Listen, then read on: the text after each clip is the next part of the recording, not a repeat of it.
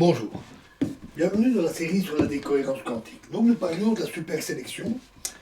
Et donc pour résumer, la supersélection induite par l'environnement d'une base privilégiée, alors premièrement, propose une explication sur la raison pour laquelle une base de pointeurs particulière est choisie parmi toutes, précisément en affirmant que seule la base de pointeurs particulière qui conduit à un enregistrement stable et donc perceptible quand l'interaction de l'appareil avec l'environnement est prise en compte.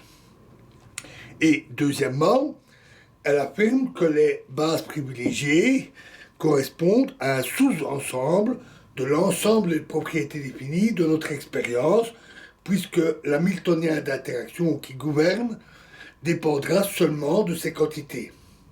Mais elle ne nous dit pas, en général, quelle base de pointeurs sera prise en compte, sera sélectionnée dans toute situation physique. Il sera habituellement difficilement possible d'écrire explicitement l'hamiltonien d'interaction pertinent dans les cas réalistes. Cela implique aussi qu'il sera difficile d'affirmer que tout critère proposé basé sur l'interaction avec l'environnement conduira toujours et en toute généralité aux propriétés précises que nous percevons comme définies.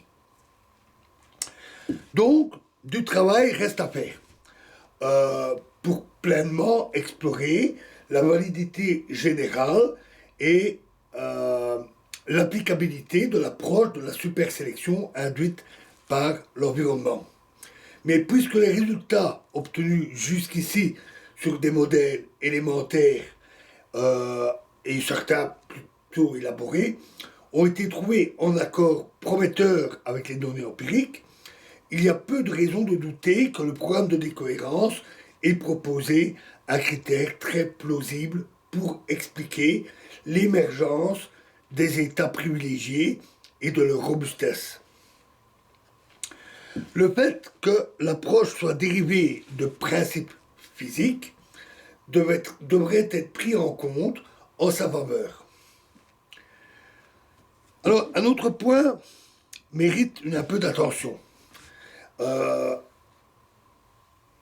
Les bases dites de Schmitt, obtenues en diagonalisant la matrice de densité réduite du système à chaque instant du temps, ont été fréquemment étudiées par rapport à leur capacité à donner une base privilégiée.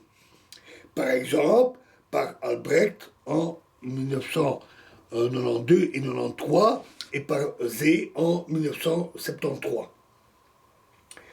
Et cela a conduit certains à considérer les bases de Schmitt décrivant des états pointeurs instantanés, notamment par Albrecht.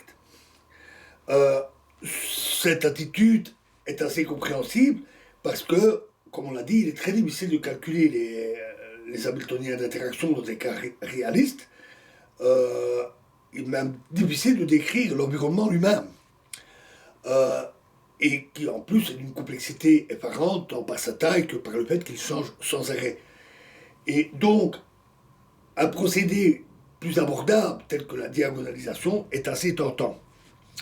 Cependant, comme cela a été souligné, par exemple, par Zurek en 1993, toute matrice de densité est diagonale dans une certaine base. Et cette base ne jouera pas en général de rôle interprétatif spécial.